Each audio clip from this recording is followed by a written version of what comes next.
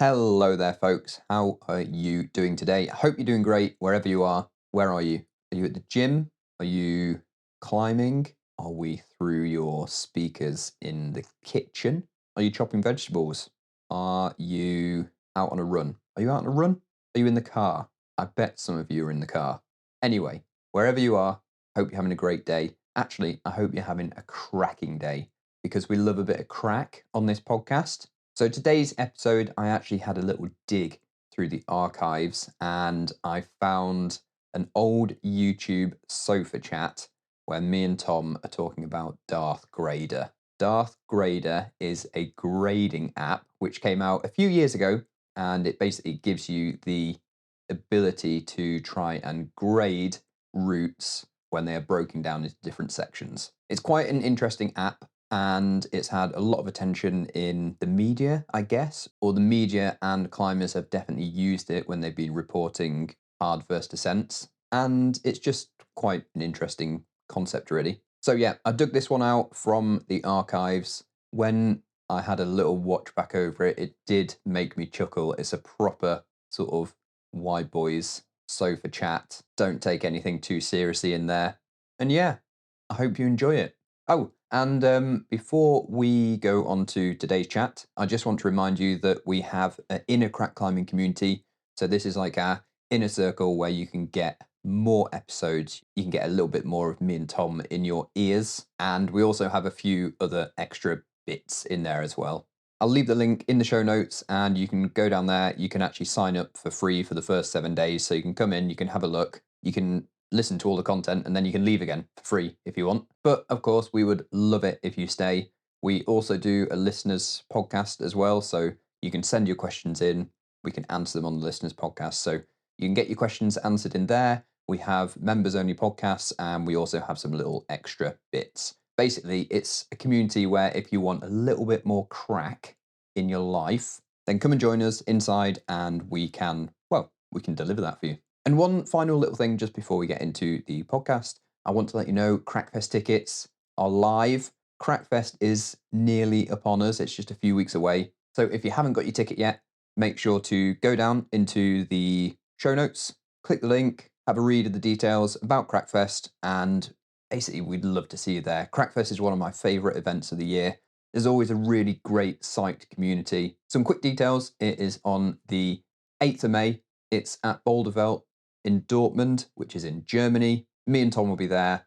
There'll be loads of crack climbing, a chance to try crack climbing, a chance to do loads of crack boulders, a chance to meet loads of really psyched people. And yeah, basically, we can't wait to see you there. Righto, let's get on to this old sofa chat. Here we go.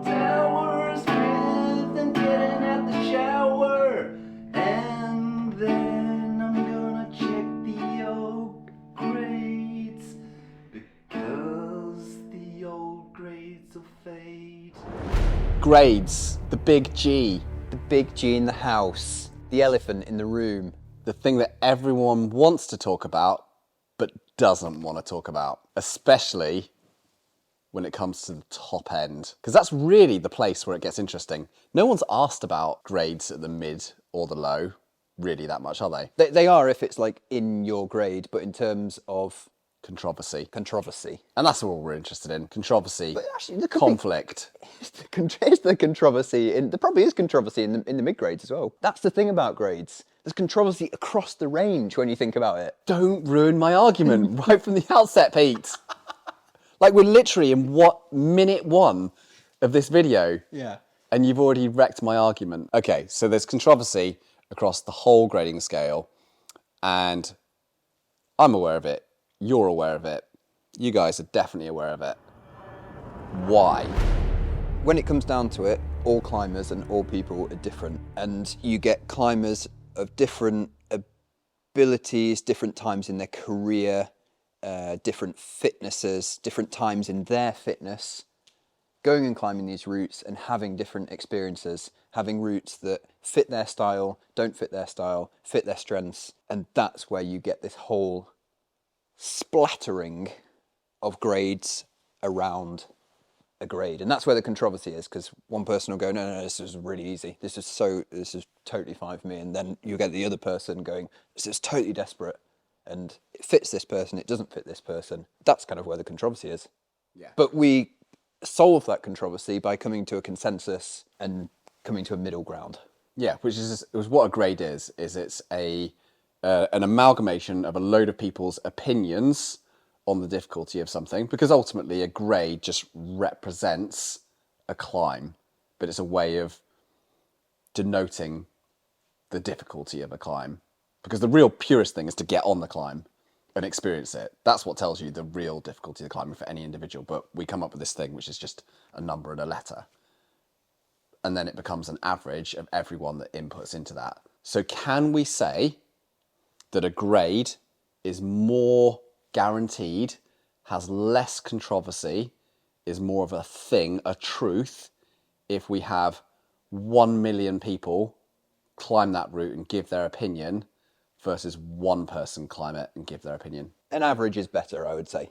And that's what we get with 1 million people climbing it versus one person climbing it. So I would say that's a good thing. That's what we want. Lots of different opinions. Opinions on grades, I think, is good, to give your opinion of what you think it is. That opinion, for most people, including me and you, is based off all the different parts that make up a climb, like how pumpy it is, how hard the individual boulder problems are, and then we kind of bolt all these sections together in our head, and then we come up with a sort of overarching description of that difficulty. And we kind of just do that in our heads, don't we? Like in an intuitive sense. But interestingly, nowadays, there's actually a tool, like an online tool, Darth Grader. The old Darth. Mr. Darth. Mr. Darth, come in, please. Has stepped into the 2023 grading arena.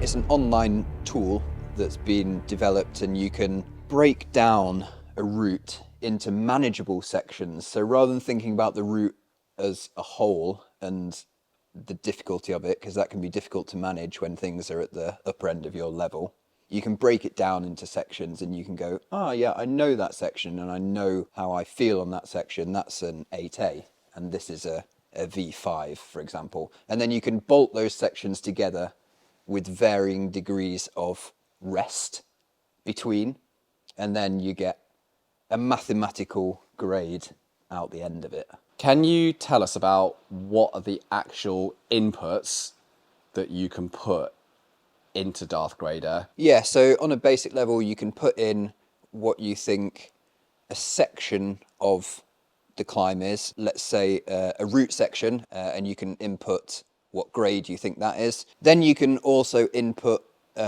sections of moves in boulder problems as well. So you can do that in V grades or font grades. So, you might give it a font 8A or a V11. And then you can build these sections, and in between them you can build in rests. Does my 8A route go into my 8A boulder? Is there no rest in between it? Is there a bad rest? Is there a medium rest or good rest? So within the instructions of this online tool, it gives you a description of what a bad rest, a medium rest and a good rest is. Well, actually there's no rest. So no rest is quite an obvious description. You're going straight from one sequence into the next sequence, no rest. Bad rest, you're able to get a few shakes before blasting into the next section. A good rest is described as something where you can essentially fully recover. So that could be you're sat down on a ledge, you're in a massive, very comfortable knee bar. And then a medium rest can be anything in between bad and good. And it's a whole range. So medium is pretty broad. There's definitely subjectivity in how you input it. And that's it, no more inputs. You can't put into it how steep the route is, the style of climbing on it, dynamic versus static, nothing else. No. Did you use Darth Grader for Crown Royale? To grade that, I initially had initial thought in my head. Like an intuitive one after you'd experienced the route? Yeah, an intuitive one that I kind of had from working it before I even did it, and I was comparing it to Recovery Drink. But then I also used the app afterwards to help guide me with whether this intuitive feeling was actually, whether I was in that right range. And my initial thought of that route was, is this 8C plus or is this 9A?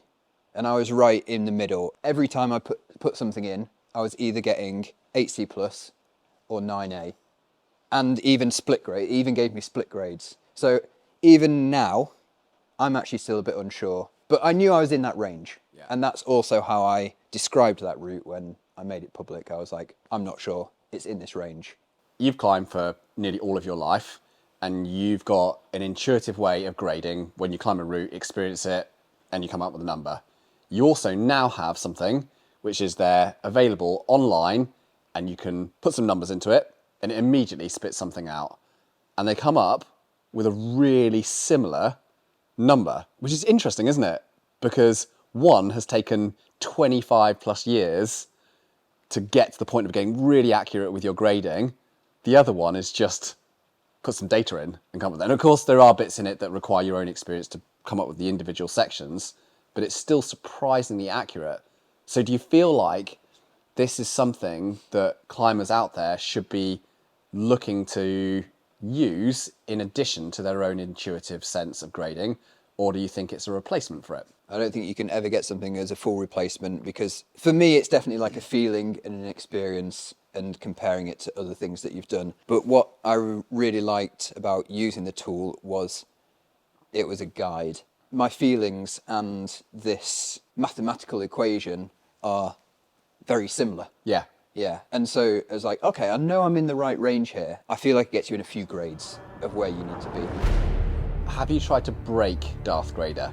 In what sense? Like, have you tried just putting in routes in it that you think are so weird and bizarre for the grading sections that the thing just won't be able to deal with it? Have you tried anything like that in it? I've tried putting other routes in. Yeah. And Yeah. and did it come out good?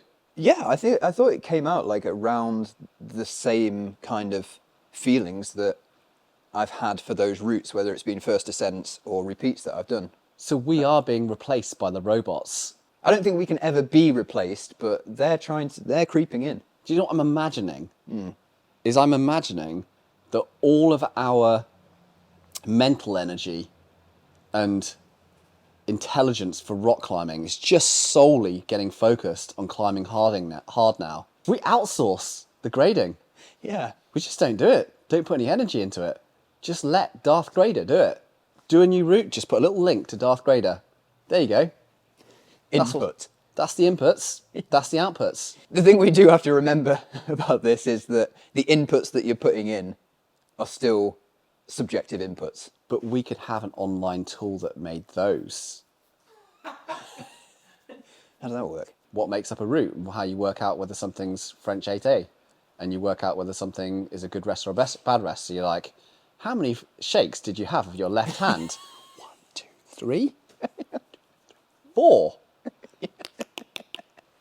Yeah, and just input it. Type that in, Yeah. and it says, how did you feel? Kind of shit. But I was unfit at the time. Oh, yeah, that's a bit of the time. I'd only done 2 weeks of training beforehand. And it was my birthday the night before. And it comes out, it's like, Yeah. that's a good rest. You just felt rubbish. And then you go into Darth Grader, open a new tab, again, just straight back in, and it says, how many moves? How steep? How sustained? You put all those factors in. You don't have to think about any of this. Just plug it in. Plug and go. Yeah. This could even be bad for the O grading system, thinking about it. Nothing's bad for the O-grading system. I don't think anything can compete. You know what we need? What? We need an O grader. So it just like keeps updating when Adam does things. And he just inputs it. Do you think there's a template for that on Wix? Yeah, maybe. I'd be genuinely surprised if there isn't. We just There need is his logbook. already. And there it is. That's the O-grader. But anyway, all this comes back down to is, what does this come back down to? What does it come down to? That was a tangent and a half. It's a good question, because I reckon there's a number of different reasons why people opt to not grade. I think sometimes it's just itself just a unique way to stand out. I would say most people at the sort of the top end in anything, like being different. They're not particularly into sort of following the crowd. So I think that's one thing that some people do. Others are just don't want to face the controversy or the argument or the conflict that might arise from suggesting a really hard grade, and they just want to concentrate on going climbing. They can't be bothered with it. And other times, I think it's down to the fact that they don't feel like they have enough experience or opinion, and they just want to wait for other people to go and try something and have 3 or 4 other people, you know, other pro climbers come and try the route, give them an opinion, and they might finally come back a year later and say, oh, I do think it's that, and it settles in, or they allow other people to find a consensus on it. I certainly felt it, like for the first time significantly, grading Century Crack, with it being like the hardest off width in the world, and you kind of putting your neck out there from that experience, and then also talking to other pro climbers who do things at the limit, is that it's mostly around the potential repercussion of a downgrade. I think that's actually the thing that people are most sensitive about on this whole thing, which is kind of silly, because a downgrade is just a difference of opinion by the consensus which was reached after you do the thing. And it's literally that, a difference of opinion. Not much more than that. It doesn't change the climbing. It doesn't change who you are as a climber. I suppose over time, it may be, if you keep doing it and your routes keep getting downgraded, whether it's at the top end or somewhere else, your reputation for accurate grading would probably go down. That's maybe the only true long-term repercussion, isn't it? And I don't know if I've seen that very often. You get reset a little bit when somebody comes along, or 2, 3, 4 people come along and say, oh no, I actually think it's probably this grade, and it's a grade or half a grade lower. And you sort of get readjusted to it then, and then you're like, okay, yeah, well, I know how to then grade my next route. Yeah, it's interesting that the climbing community when somebody does something, they want to see a big grade. Yeah. And then when it's done, they want, like you say, there's a bit of a wave of, oh, who's going to come along and downgrade it now? Yeah. I think we all love climbing, but we all love talking about climbing when we're not doing it. And what's interesting when you talk about climbing, it's big grades, first, things are at the limit. That's a great topic to talk about. Another really good topic to talk about is a downgrade, because there's egos in there, there's opinions, it's really subjective. Who's right, who's wrong? And I think that's what it is we just love chatting about climbing, even when we're not doing it. Yep. You know, I like watching climbing when I'm not doing it. So it's just a good topic. Yeah, it's like a good theme. And a downgrade is a perfect one for that. So maybe in a way, Darth Grader could be really bad for climbing chat, because it just defines it too much and it takes away from this subjectivity and opinion. Talking about that, when do you think a downgrade or an upgrade as well, because things can go up, when do you think a downgrade and upgrade can be given? Okay, really good question. So I think the reality of when something gets upgraded is when the most influential voices in climbing talk about this change in grade. So we talk about this upgrade to 9A+.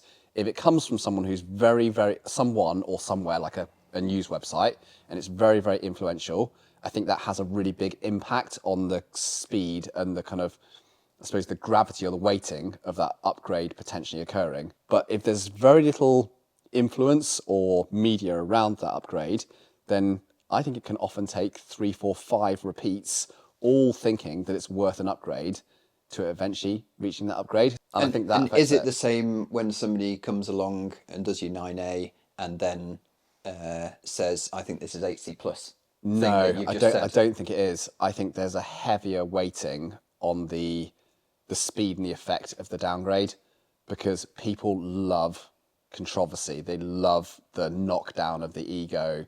They love the bit of conflict. And so people pay more attention to it being called out as a lower grade.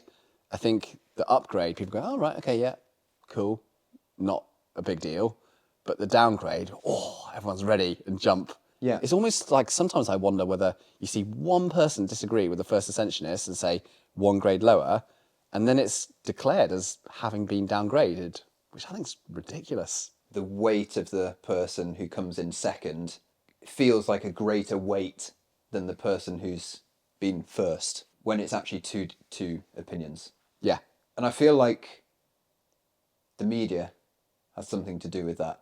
Oh, the media definitely has something to answer on this. In the way that it's a good headline for them, downgraded. But that's why I think nowadays it maybe is actually a little bit better from the grading perspective, that all the well-known climbers around the world are kind of like their own little news channels in a way. So they're putting out their information and their opinion, and they sit in those little isolated pools rather than having the news as being controlled by one or two really big online platforms, which I felt like it was back in 2000, 2005. Yeah. But it's really different nowadays. And I feel like overall the downgrading thing is actually in a better position. I would say overall, I think it's a bad thing. Most of the situations I would say are avoiding a degree of discomfort and not saying it's okay to have a difference of opinion and say I don't agree or not have all the unknowns accounted for. And I feel like that's a slippery slope where we all just go down this route of going, oh, well, I don't know for sure. I don't want someone to tell me that this is undergraded, overgraded, or that someone else disagrees with me, because it's just life, isn't it?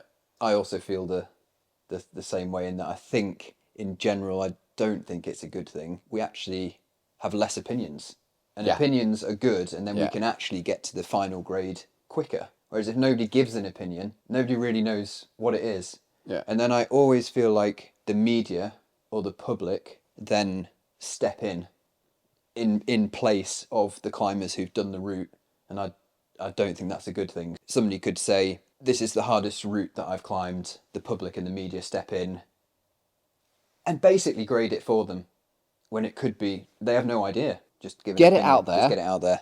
Hope for the best. Hope for the best. Yeah, and deal with it when it's not. exactly.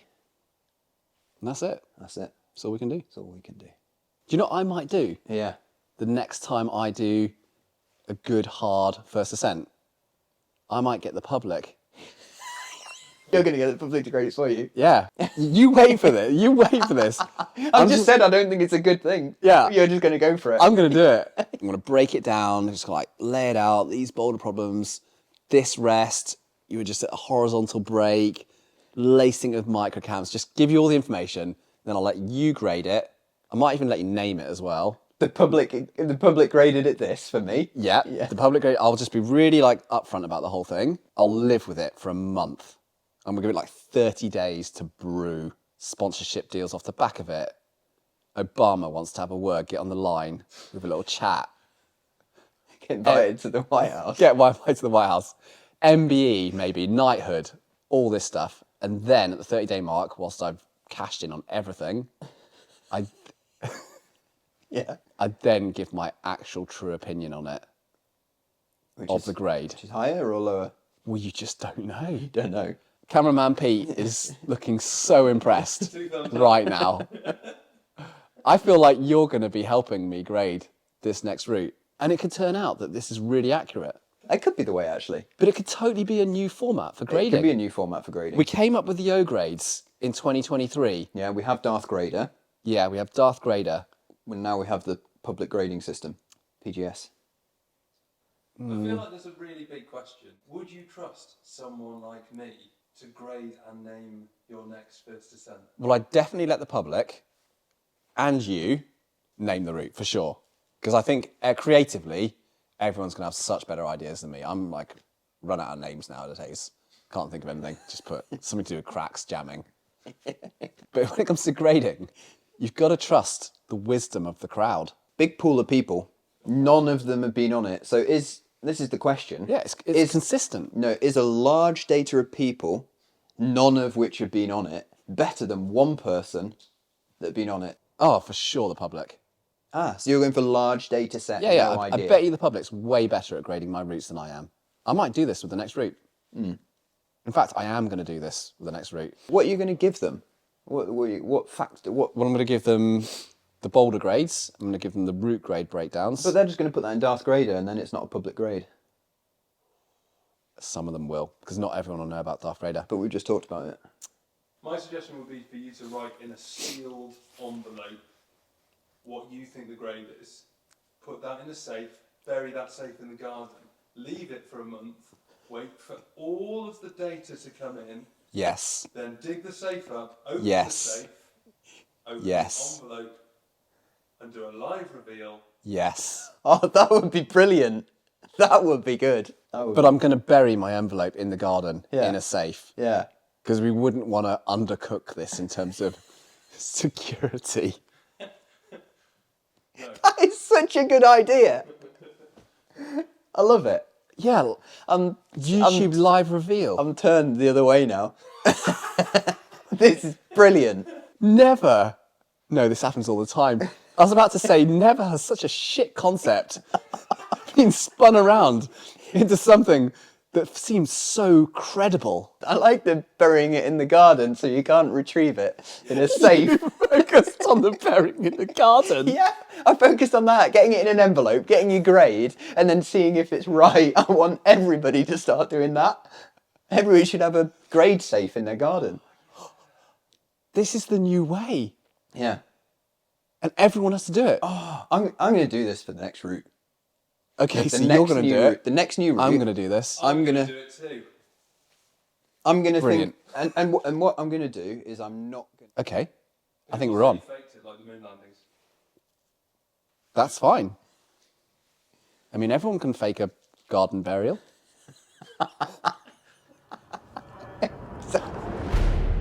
Let's give it a workable example here. Should rubber crack gloves, specifically Wide Boyz crack gloves, that make things easier for sure, should we be adjusting the grades of crack roots out there? Because they're now actually quite a bit easier with our gloves. How much easier?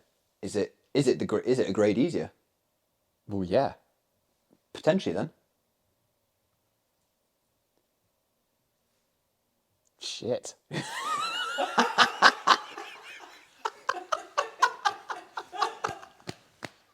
You know what the interesting thing was that Yeah. I found recently? I went back on recovery drink, tried it in crack gloves. Oh, you did, yeah? Yeah, the throw move. I'd never done it in crack gloves before. Yeah.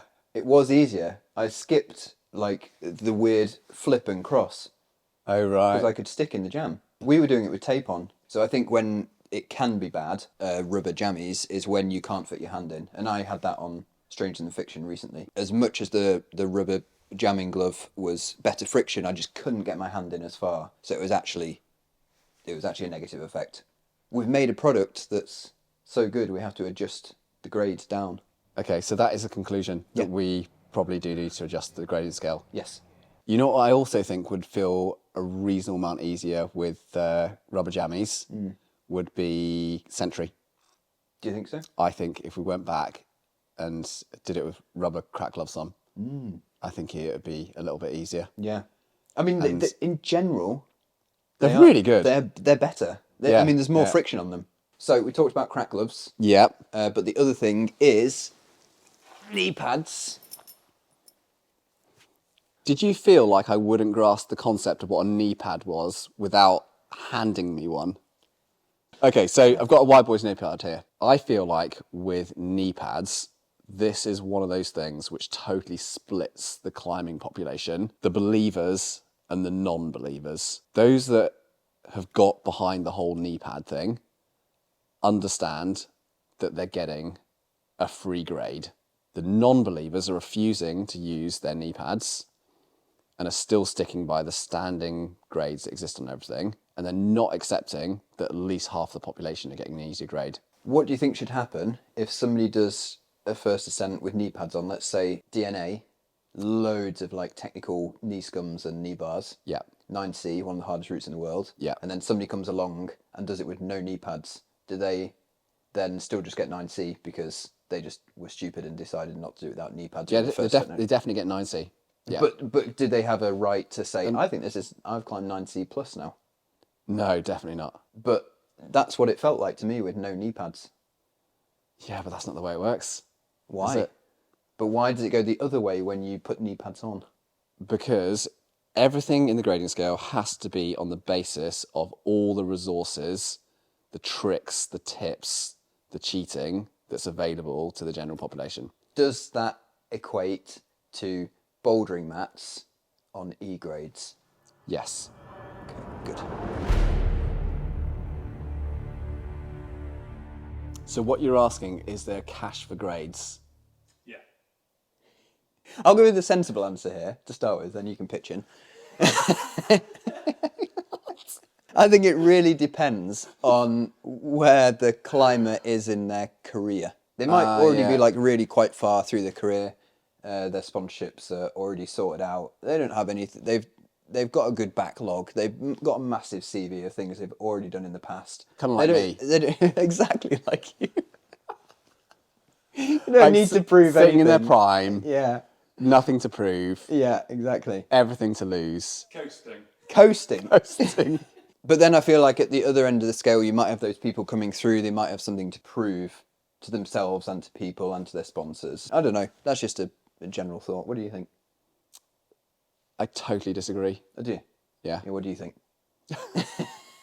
In all seriousness, I think that there is some of that going on, but I feel like is that the vast majority of professional climbers out there care way less about the grade than you think, and even the people that care even less than that are actually the sponsors. I don't think I have ever had a grade debate, like even the hint of anything being particularly important on grade from sponsors. It's a good point, actually. In like 15 years of sponsorship, I've just never ever felt that, which I think does actually show that they're really not that bothered. It's just not a thing. So it's just why I don't think this whole manipulation of it for your career happens, apart from just, I don't know, some odd cases here and there. I think the grading of cracks is an interesting one because of the size variety, and you know, one person's paddle hand can be another person's hand jam, and the difference between that is quite large with how difficult you are going to find it. I always grade them in comparison to the other routes that are around, and those are graded for an average size hand person, and we all grade everything to the grade of gold is hand jam, red is paddle, green is ring lock, and that's just how the grading system in that particular niche of climbing has evolved. But I do like the way that the Americans grade their cracks, in that it's split across two grades, and that if we take the 513 range, then it's 513 minus, 513 flat, 513 plus, and that actually equates to split grades, 7C plus stroke 8A, 8A stroke plus, and AA plus stroke B. Gives a little bit more range for the range of hand sizes that are climbing it. Okay, we agreed? We agreed on that one. Grades are definitely subjective. Definitely agree that grading is subjective, yeah. In what type of climbing? In any type of climate. I know how we can do this, how we can break cameraman Pete's question. Yes. We just link our boulder grade to our sport grade and see which is harder. So, you know, like font 8B plus equals 9A. Yeah. And we just go up the grading scale. Have we got further in sport, or have we got further in bouldering? 8C is 9A plus. 9A plus, 8C plus, 9B. 9A, 9B plus. So we're harder in sport. Yeah. So you've just heard me and Pete witter on about grades, agree on pretty much nothing. Did we agree on anything? No, we didn't agree on anything. Probably. But what you can agree on is Darth Grader is really useful. I think you can use it for sport climbing and trad climbing, and I think you should have a go and let us know how you find it.